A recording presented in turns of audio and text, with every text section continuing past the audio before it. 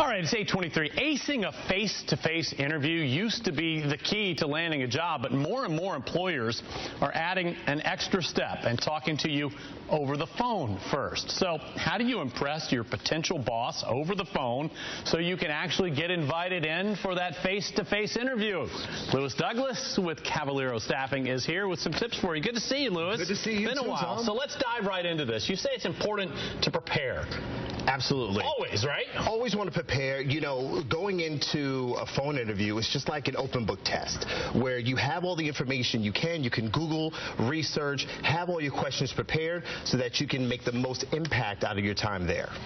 So let me ask you this, because I know people that this has happened to.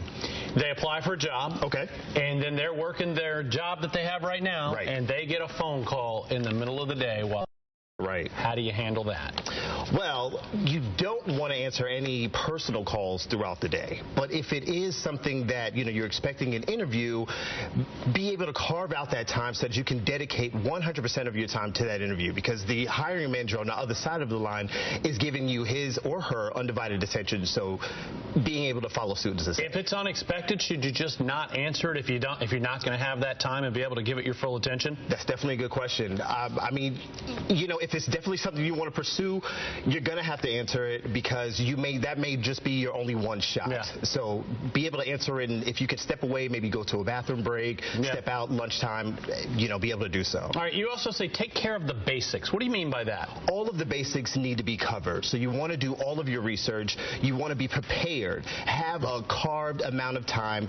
No dogs or pets interrupting, no crying babies. Make sure that you have, if you can, use a landline so that you can have a reliable source of conversation. That would be the worst if the cell phone starts going out. And it happens. It definitely happens. So being able to have a reliable phone source in order to conduct this interview is very key. And you say put on your game face. Always put on your game face. If it takes getting dressed, if it takes having a mirror, which is usually a trick, having a mirror in front of you so you can see the inflections that you're giving. You know, because you're on a phone interview, it's like a blind date, right? So they can't see you, but they can hear if you're smiling. They can hear if you're enjoying the conversation. Which I think people forget, that people who have really good intuition, they can tell if you have your game face on it and what your expressions are.